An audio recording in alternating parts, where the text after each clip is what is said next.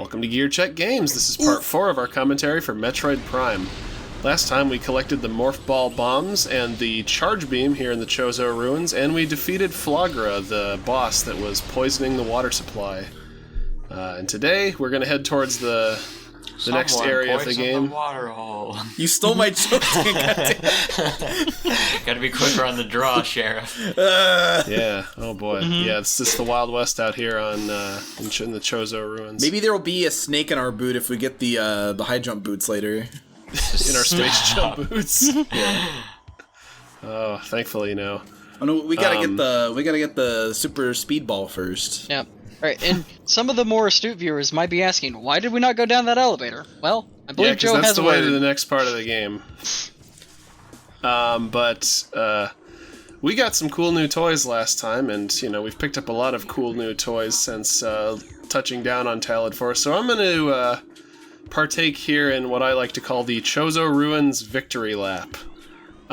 Which you can do before you fight Flagra if you're really hurting for the extra missiles and energy tanks, but I like to do it now because, I don't know, it just feels like a more natural time to do it. A lot of these items I'm going back for are in places that we already had to visit, but were kind of out of the way by the time we got to the later areas of the ruins. Right. And backtracking is kind of one of the staples of the Metroid genre. Well, Metroidvania genre, and obviously the titular Metroid games themselves. And backtracking has always kind of been a little divisive in the fact that some people really don't like it, and some people really do. And I think that comes. Yeah, some people don't like Metroid because of the backtrack, and I mean it's totally understandable. You do kind of have to be on board with the idea of just okay, a big part of this game's appeal is just exploring and being in and exploring the world. And, beyond that, the process of keeping that world and its layout in your head and remembering where things are, so that when you do get something that allows you to collect a pickup that you previously couldn't access, you have that little aha moment. And the backtracking is satisfying to you instead of frustrating. But right. Which again, that isn't for everybody.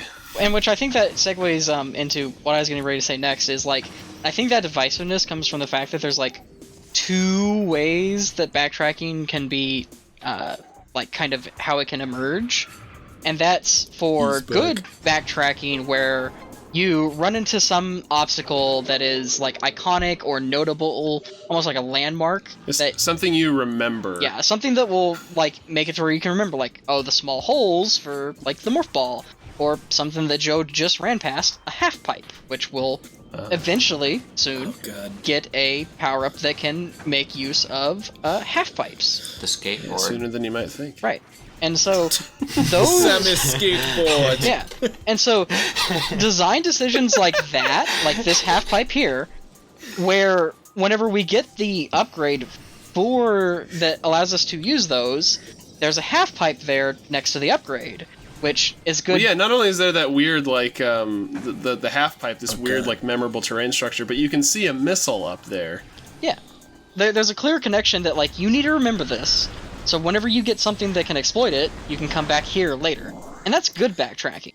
But then there's also bad backtracking, where the game requires you to find the critical path, or some other whatnots, by basically just finding a needle in a haystack of okay, where did this new thing that I get go? So. Well, yeah, and of the Metroid games, I love this game to pieces, but I feel like Prime is kind of one of the more guilty games of that as far as this series goes, because a lot of times the way progression goes in this game is you'll pick up a new item that allows you access to new areas, but the path forward it'll be in an area that you've already explored, but it'll be in a part of that area that you haven't been to yet, that maybe another item that you got previously will get you to.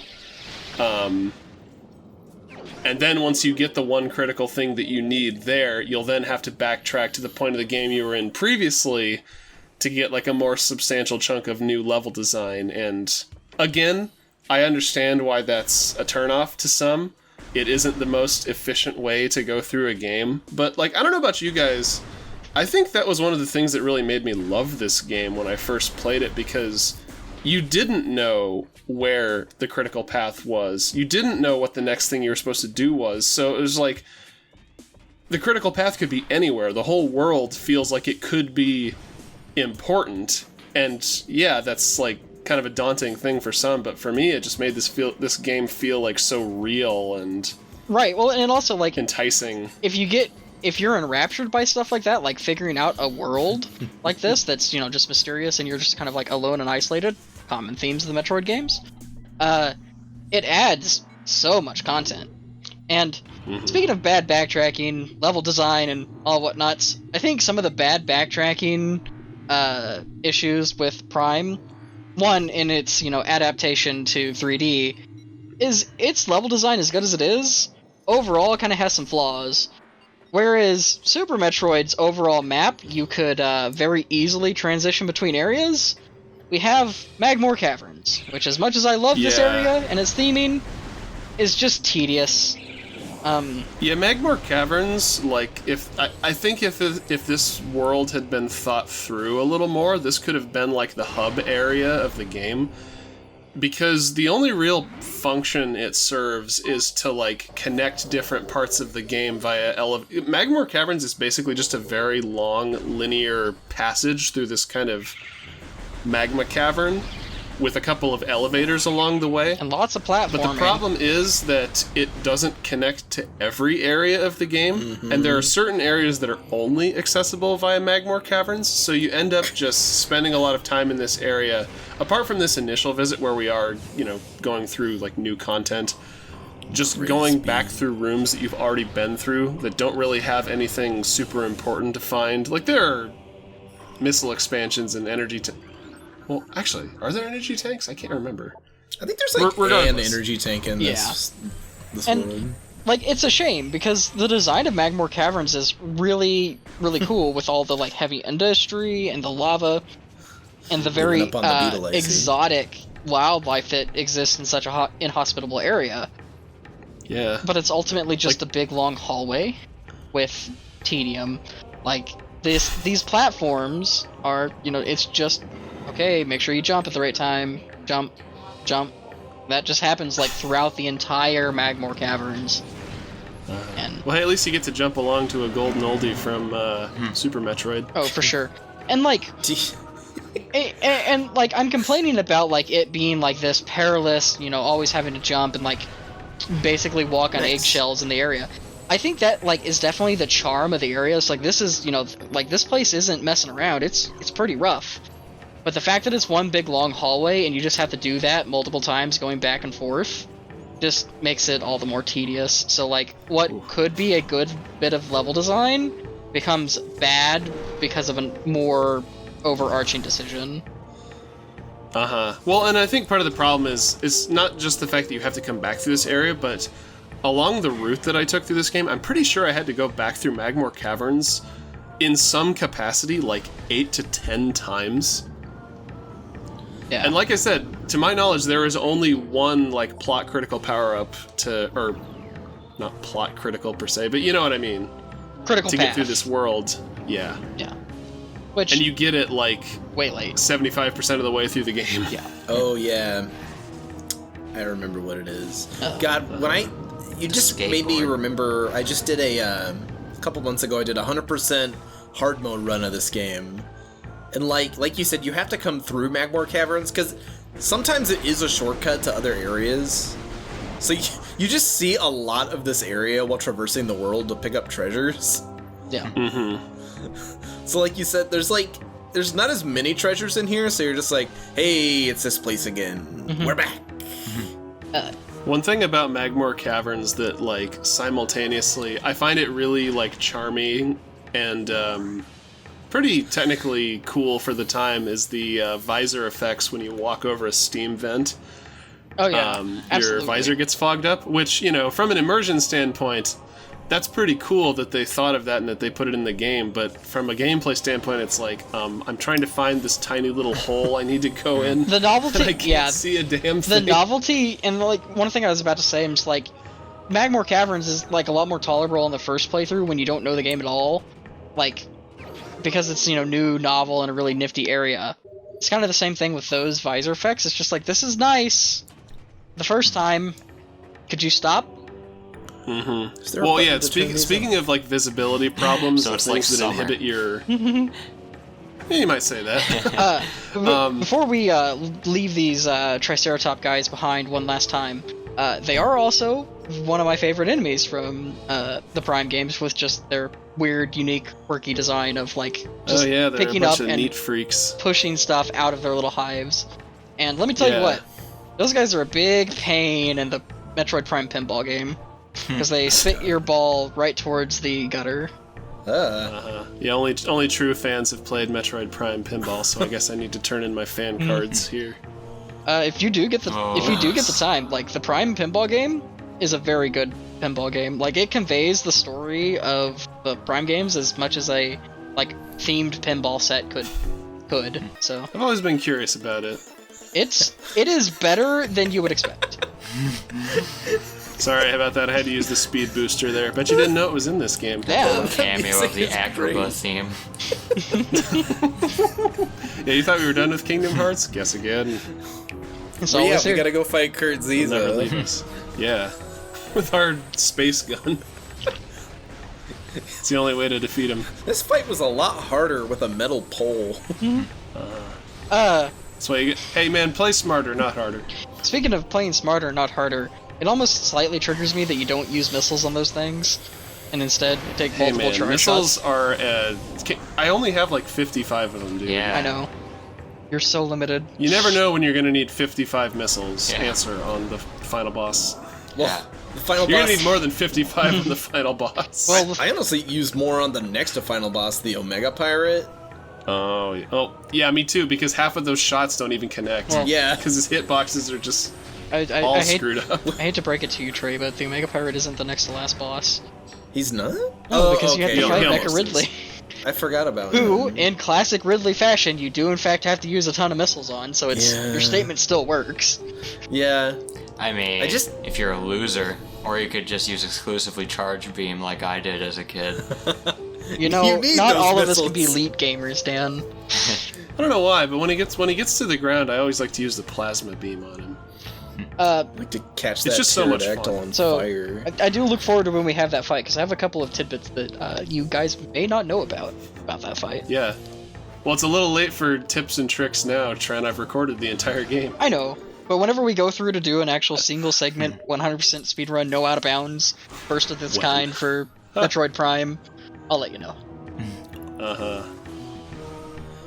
God. GameCube players, be careful in that section back there, because in the Wii version, it's pretty easy to get that energy tank, because to do a double bomb jump, you only need to lay one bomb. But in order to jump at all with the morph ball in the GameCube version, you have to lay a bomb on the ground, and those blocks will blow up after 2 bomb hits, so if you're not careful and you haven't mastered the double bomb jump yet, you're gonna end up taking a lava bath. Yep, because you get no room for error on the GameCube version, whereas this one you get a couple tries before actually falling down.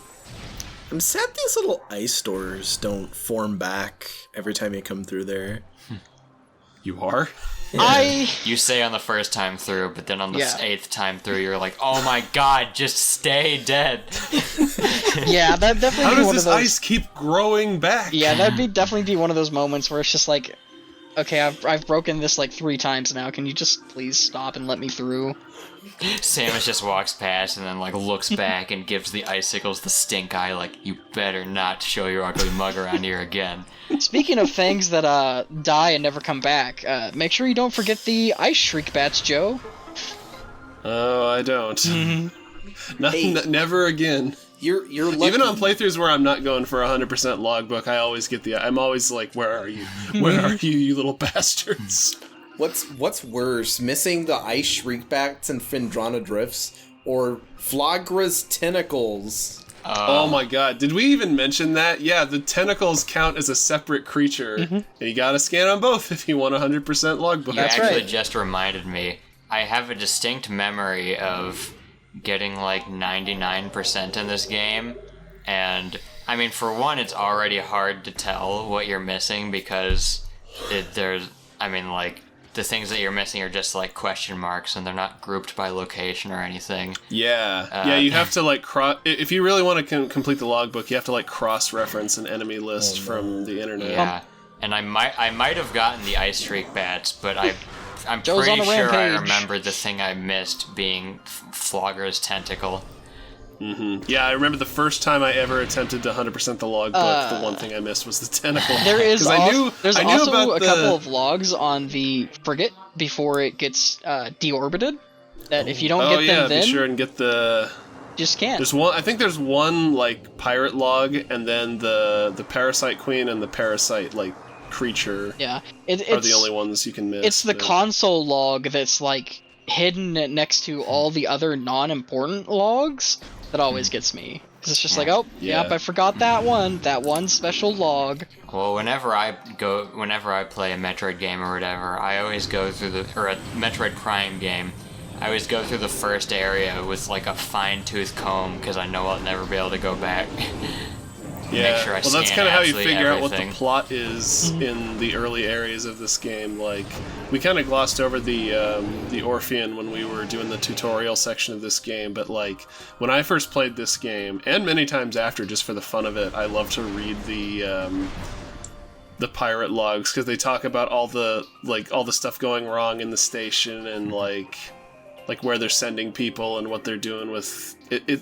You know, it's all good to read if you've got the time. Yeah, and isn't the plot of the Orpheon like they start injecting Phazon into the Parasite Queen, and they just start reproducing at such a rapid rate that they can't keep up with it? that's basically it. Yeah, and they're like tribbles. They tried putting the Parasite Queen in a morph ball. Didn't come out well. and got angry.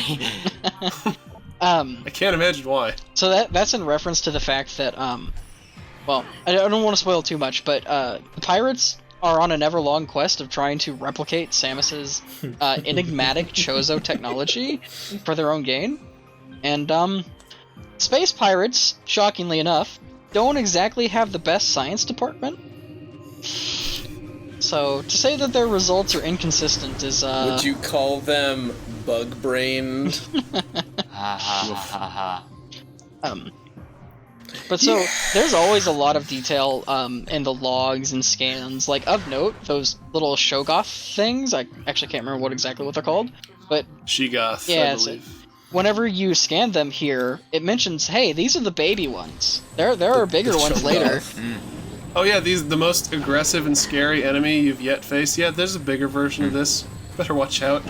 I think the scariest thing about these things is not that they charge at you or not that they're ugly, is that they can freeze you. Yep. Oh, that too. From a mechanical standpoint, that is pretty scary. Like, there's only a few enemies in this game that can do that. Those things, and we'll get to the big rock guy, Thardus, later. Uh-huh. Final boss can freeze you too with his ice beam. Oh, yeah! Oh, yeah. You know, since we're not talking about spoilers or anything. That's right. God, you just reminded me. The final I know you're boss gonna come is back to yourself. This isn't Fusion. Yeah. I was gonna say, this game came out on the same day as Fusion. That would be a little bit redundant. Conquer yourself. So one thing that I know that whenever we talked about it casually and whatnot, another like big benefit of the Prime games that like, kind of just a notable thing that isn't actually like talked about that often is like, while it does have its like cliche like hot area, cold area, jungle area, ruins area, there's always some twist on the environmental design which makes it interesting. Like, this frozen over area is like an old city that's, went to ruin, and now like the climate change has like, reclaimed this area. Yeah, or like the Magmoor Caverns, as we mentioned, has all of the pirate like mining facilities and whatnot. Talent Overworld, you have like the really obvious like Phazon infections all over the place. It's just, if there's any fault you can take with the visuals of this game for being a little like conceptually generic, like I'd say that's remedied just by how well the themes of the levels are executed in this game. Because they never just, like, you know... It's I know I always trash this game, and it deserves it, but, like, it's not like New Super Mario Brothers, where it's, like, just an ice level. Like, they actually did their homework and made it feel, like, natural and visually appealing. Yep. Okay, And so I know we're appreciating how, like, nice everything has context and everything's, like, nice and cool and realistic or whatever, but did you just jump across a series of platforms that are just, like, snowballs with jets attached? So don't question the Chozo, Dan. Yeah. Their infinite wisdom is incomprehensible to us. Floating They just platforms like that. crumbled when you stepped on them and the jets disappeared, I guess. Dan, they knew that No. one day Samus Aran was going to come there in search of the boost ball. So that's actually What purpose did they serve? right. And I'm as telling I, you what purpose they serve. I mean, she is the prophesized one, Dan. Yeah. Samus They got the, can like, see into the Sheikah future. Shrine treatment, where they just made all this stuff 100 years in advance, preparing for Samus to come through. Yeah, And, perfectly everybody gets it except you, Dan. So we kind of talked over it a bit, but that was some of the good game design and the power-up that I was hinting at earlier. Is we now have the boost ball, which allows Samus to, like, generate a lot of speed on half pipes and get to the very tall portion of the half pipe, which is a good game design, because now that when you picked up the speed boost ball, it forced you to interact with a half pipe to show that, hey, you can get up to ledges using this. It connects in your mind, oh, those things that I couldn't reach that were right next to a half pipe, I can reach now. Well, yeah, and I mean that's like a trick they like to do in Zelda games too. When you get the item in a dungeon, you usually have to use the item to escape from the room where you find it to make sure you know how to use it before you go back and do the rest of the level. So, you know, Metroid Prime's a well-designed game. Who'd have thunk? It is. Man, I feel like the boost ball is like one of those, like, Dumbo's feather things. So I feel like Samus always knew how to do it, but then the boost ball just kind of, like, gave her sunglasses and a backwards cap, and they're like... You just taught her how to roll slightly faster. Yeah, That's you're right. cool now, Samus. Go for Or it. gave her the confidence Go to. fast! No, you're thinking of the skateboard power-up still. We'll get to it, folks. Not in the next part, but keep watching. See you next time. There's no skateboard.